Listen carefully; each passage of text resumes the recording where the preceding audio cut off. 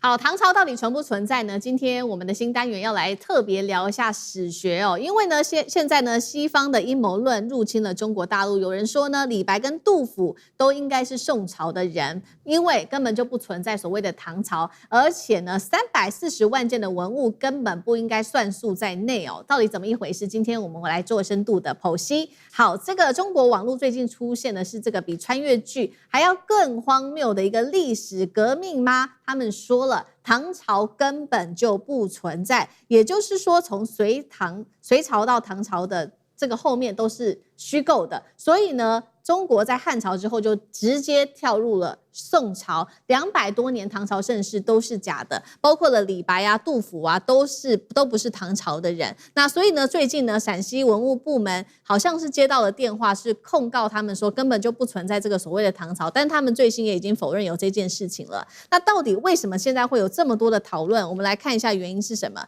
主要先看到第一個，因為唐朝不存在的這個言論來自於一位德國的評論家，他提出的一個歷史陰謀論，也就是所謂的幻影時間假說。他當時的說法是說，西元600多到900多年的這個歷史呢，都是捏造的，所以當時就有人呢，直接把中國的歷史套進了這個時間。他認為說，將近300多年的隋唐歷史也都是不存在的，這是第一個。那還有呢，有些人就會認為說，你去造一個好像是很吸睛的一個話語的話，可以吸引流量哦，或是吸引到大家的注意力，所以也有這樣子獨立思考的一個能力哦，所以變成一個討論的熱度。再來就是說，這個爭議越大，當然呢，社群的留言啊，跟它的流量就會變得更大，所以也興起了非常多的討論。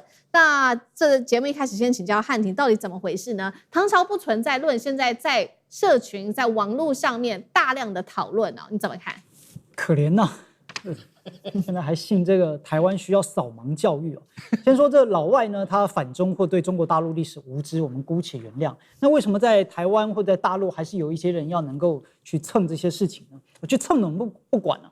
在台灣，因為它正好結合了一些反中人士，比如說在台有知名的兩性專家兼綠營的支持者苦苓大師，他就響應，他就說唐朝不存在，朝代也不存在，認為呢用朝把所有歷史串聯起來是國民黨和共產黨的黨國教育啊，而且他的文章底下還有無數人追捧，認為講得好，所以我不知道台灣是不是很多年沒有落實義務教育了，真的台灣需要掃盲教育。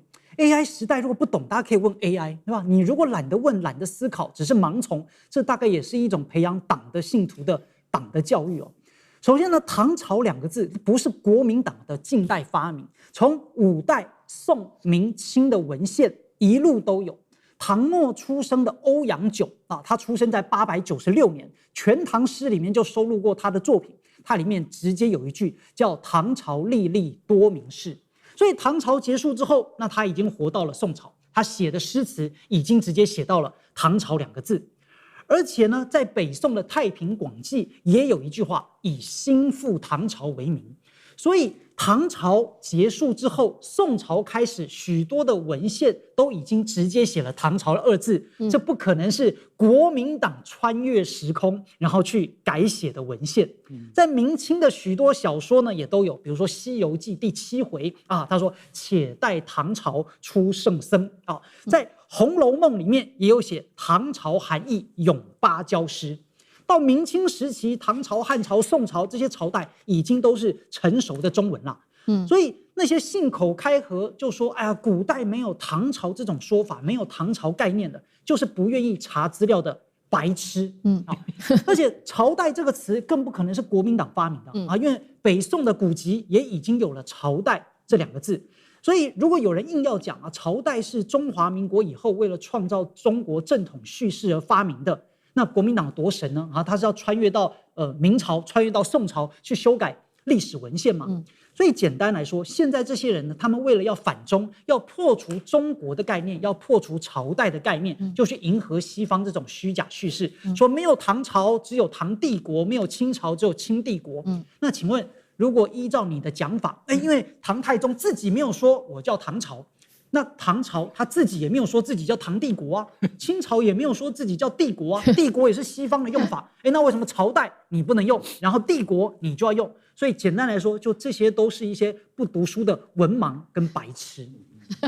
好，所以現在目前呢，其實是沒有任何證據顯示這個唐朝不存在哦。那確實有非常多的證據是顯示唐朝的存在。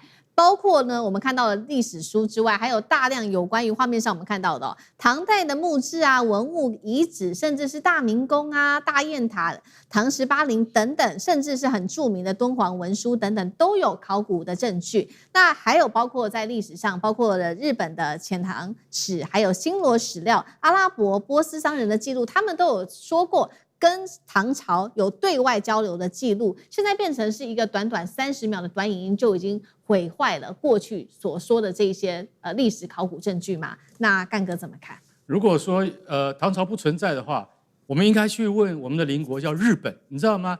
因為日本的考古學家非常重視一點，他们到現在還堅持楊貴妃沒有死，她後來東渡日本了，而且我們可以在這個日本找到楊貴妃的遺跡啊。如果說唐朝不存在，那就沒有楊貴妃，沒有楊貴妃，那日本這段歷史也是假的，日本也跟着作假，是這樣嗎？好，這個網紅叫做喬宇，他在今年4月，喬宇這個網紅我們不認識他，但我們知道他用非常短的影音，然後用非常聳動的標題，也就是一般我們所謂的標題黨就對了啦，先用標題下去了，然後馬上就吸引很多流量過來。然後他們是針對那些對現狀不滿，然後呢，認為說這些歷史都是你們上一代或前一輩的人硬加諸在我們這一代的人身上，所以說對於現狀不滿，或者是說想要違抗原來你認知的史料史實。可是我今天要這樣講，你可以去質疑很多歷史，但你不能不讀書，你不能不做學問。如果照這樣子講的話，宋朝有800年，因為喬宇的他的論點是說沒有唐朝了，光是宋朝就有800年了。那你要把趙匡胤的生辰再提高300-400年，因為宋朝是趙匡胤宋太祖趙匡胤建立起來的。那你要提出這樣的論證，你如果提不出這樣的論證，那我來告訴你好了。唐朝從618年到907年，總共289年的歷史。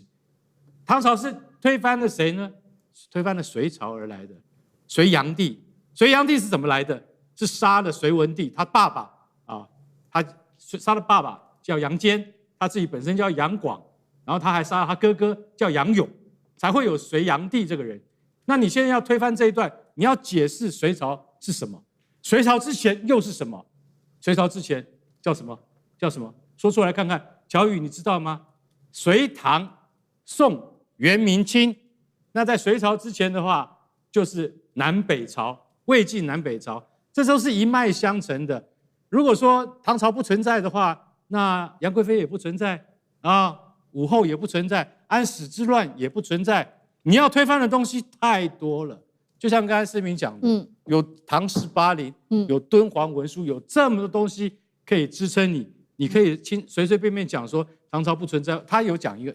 這個網紅喬宇有講到一個重點，就是說，他說唐朝的開國皇帝叫李淵唐高祖，然後他的兒子叫唐太宗李世民，然後他們是什麼？是鲜卑人鲜卑人怎麼可能來當中國的皇帝呢？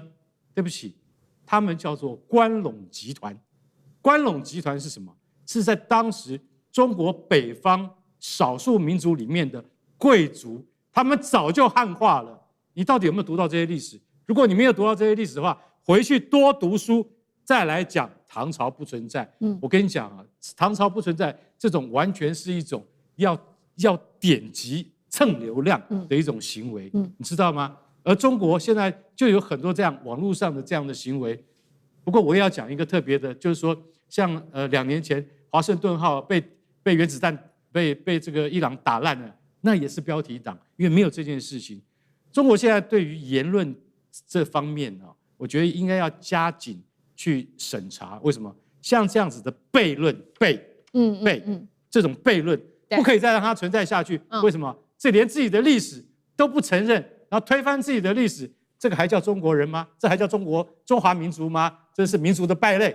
好，所以我們現在看到是不是越怪的流量、越怪的言論越能博取流量，甚至吸引大家的眼睛呢？因為另外一個事情吸引大家的目光呢，就是這一部奇片了，叫做《牛來》。好，《牛來》的制作呢，它很有趣哦，它的制作非常的粗糙，人物很僵硬，導演就是信宇萌一個人，他身兼編劇、配音等等多項工作，而且沒有任何的人工智慧來做輔助哦。上映9天，當時的票房是7000多元人民幣而已，全中國只有200多人購票，但是現在卻爆紅，原因是大家覺得說，它實在是太有趣了，真的能夠這麼的粗糙。酈將軍怎麼看？這部電影確實是很粗糙，而且劇情也沒有什麼了不起，這個畫面也沒有很精緻哈。那主要是这部動畫電影主要是一對母子，你不要看它是用手畫出來的，它不是 AI 製作的。他們花了多久時間？花了5年哈。這個媽媽為了幫助她兒子1元動畫電影的夢哈，協助他做了這部電影。那這部電影這個其實劇情來講也平淡無奇了，就描寫一隻小牛哈跟着他媽媽，然後在這個遷徙的過程中做了一個夢，然後夢裡面哈，他遇到一個他的好朋友，一隻花豹哈，這個叫做豹拉啊，豹拉保護他們整個牛群遷徙的故事。後來這隻小